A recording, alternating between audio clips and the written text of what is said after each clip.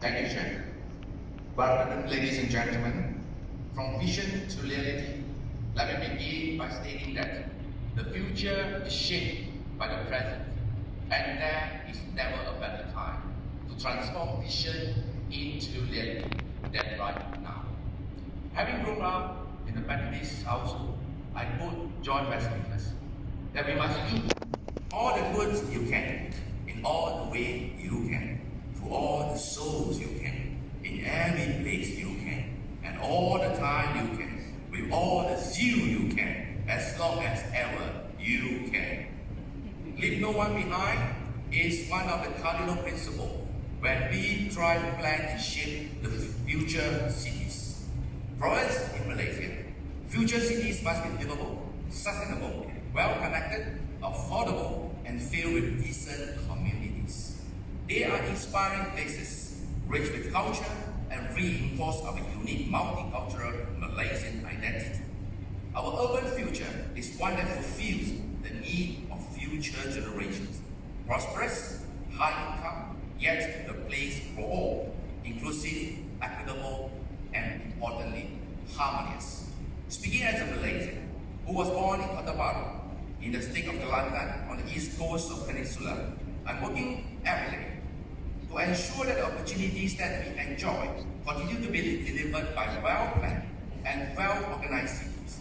We want housing to be affordable, public transport is efficient, and that our cities are healthy, attractive places retaining talent, capital, and investment.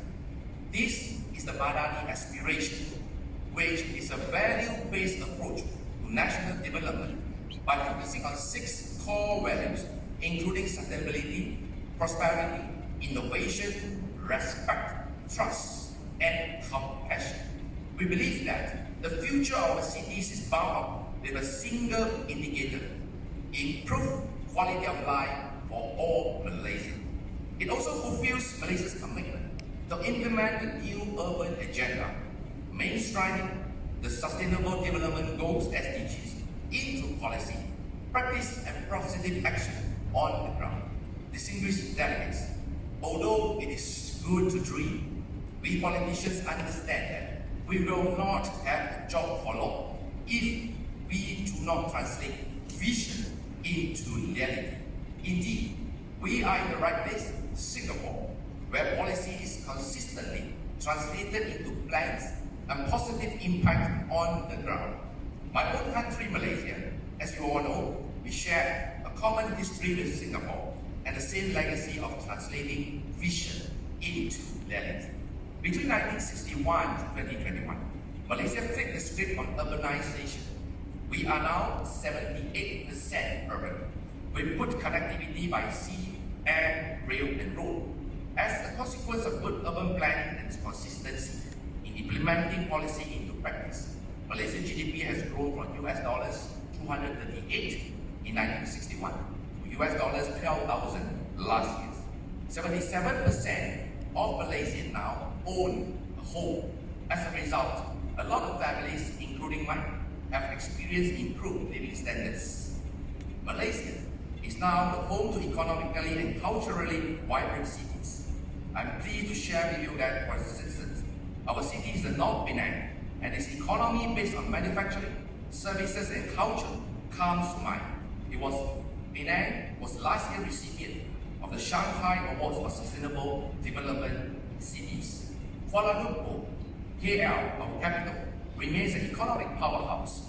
Most recently, KL was in 6th position out of 200 cities in the Mastercard Global Destination Cities Index, while Fuji in Sarawak has one of the highest quality of life in the region. And yesterday, I'm pleased to share with you, Malaysia is regarded as the most loved country in Asia by the financial magazine Insider Monkey. Whether you agree or not, I feel proud of that.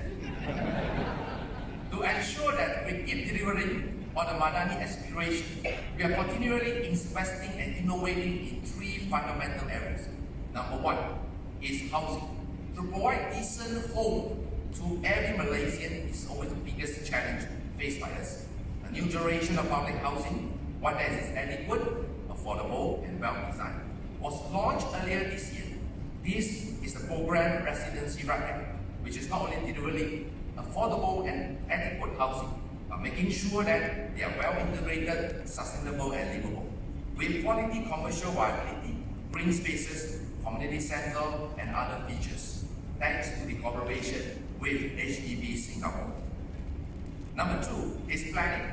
We understand that in the future, extreme climate events include increased heat island effect, flash floods and drought, will require even greater integration in terms of multi-level governance. Translated into layman's terms, we are pulling together talent, financing and services at the national, regional and local level.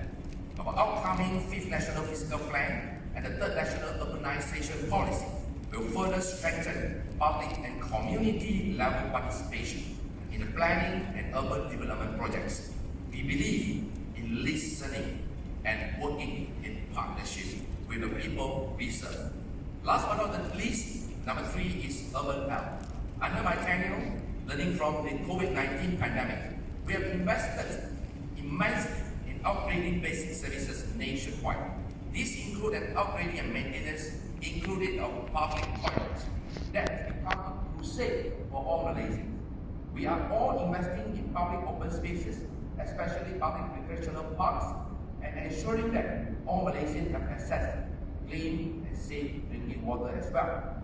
Ladies and gentlemen, as I said in my opening statement, there is never a better time to shape the future we want than the present moment. I believe that Malaysia's experience can be relevant to many other countries. At the same time, we are all ears when we are at the global forum like the World City Summit, because we must continue to learn, improve. This is a key principle that is shared by all successful cities and communities around the world. It is never too late to learn. We must not be shy to share the knowledge, expertise and experiences that will help develop future cities. As you know, Malaysia will be the chair of ASEAN in 2025. Recent and continuing heat wave, extreme climate events require us to work collaboratively across national borders. We would like to deepen our collaboration with ASEAN members as well as other countries to ensure our cities are future fit. In the case of Singapore, we are now working with the Housing Development Board and UIA authorities to deliver our public housing program. I'm sure we can also work with other countries in the region and globally to green the housing and construction sector. Let me leave you with some Eastern wisdom that has been attributed to the Chinese philosopher Lao Tzu.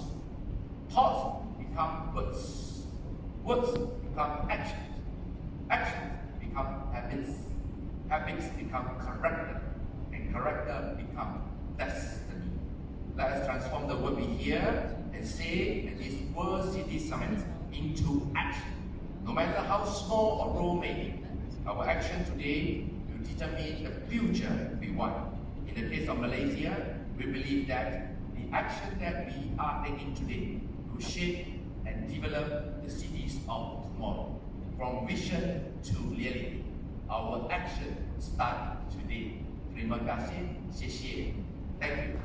Thank you very much for your words, your action, and I thank you very, very